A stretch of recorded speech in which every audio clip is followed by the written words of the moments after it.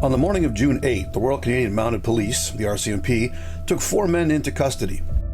3 of the men arrested were charged with facilitating terrorist activity, while the 4th suspect was charged with a variety of weapons offenses. What made this story so alarming is that all 4 suspects have links to the Canadian Armed Forces. It is time to target what these arrests mean in terms of the erosion of public trust in the Canadian military. Of the 4 suspects detained and charged by the RCMP, Corporals Matthew Forbes and Mark Chabot are still serving in the regular force at CFB Valcartier, while Simon Auger-Audet and Raphael Lagasse are respectively a former CAF regular force member and a former civilian instructor with the Royal Canadian Air Cadets. At the time of the arrest, the RCMP told the media the 3 accused were planning to create an anti-government militia. To achieve this, they took part in military-style training, as well as shooting, ambush, survival, and navigation exercises. The RCMP categorized this as an ideologically motivated terrorism, with the accused intending to forcibly take possession of land in the Quebec City area. In the initial CBC online story about the arrests, a subhead read, "Guns, Explosives Seized," which reinforces the drama of an alleged terrorist plot being foiled. The RCMP stated that they had conducted searches in the Quebec City area in January of 2024. At that juncture, the RCMP had seized 16 explosive devices, 83 firearms and accessories, approximately 11,000 rounds of ammunition of various calibers, 130 magazines, and 4 sets of night vision goggles. That was 18 months before they arrested the 4 suspects and charged them with facilitating terrorism. The RCMP also noted that some of the firearms confiscated were prohibited, and they had also recovered seized military equipment. The D&D has since claimed that the equipment in question was not stolen from military stores. However, if the police believed that this wannabe militia was building their arsenal with stolen CAF property, why were these individuals allowed to continue serving at CFB Valcartier? According to the RCMP, the investigation into the accused began in the spring of 2023, and they believe that the anti-government militia plot was hatched in 2021. Over the past 4 years, the accused conducted training activities, which included weapons training, along with climbing, survival, and orientation exercises. It is believed that in addition to the 4 accused, there were as many as 15 individuals who had received some sort of numbered badge as proof of their membership. The training activities routinely included 30 to 40 participants.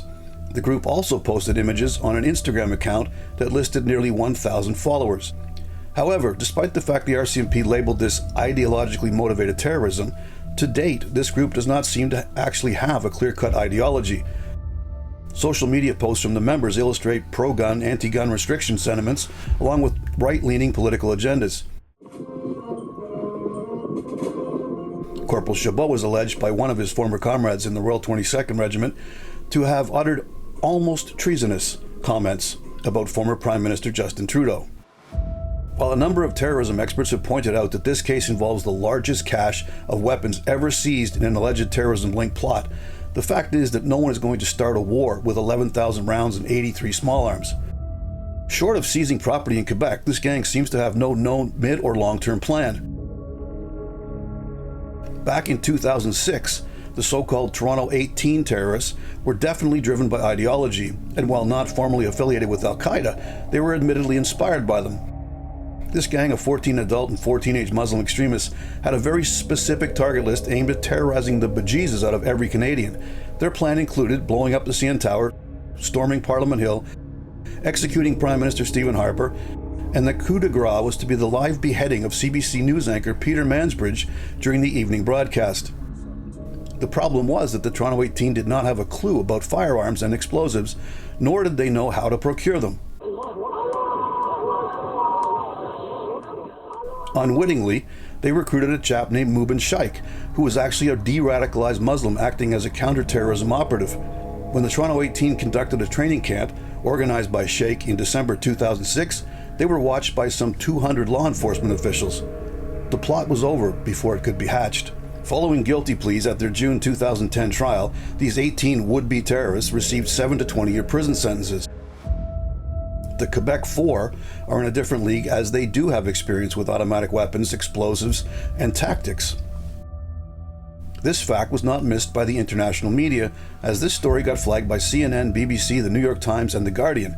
This is exactly what the hard-pressed CAF did not need at this juncture. Another bad news story to throw on the pile. This has been On Target, and I'm Scott Taylor.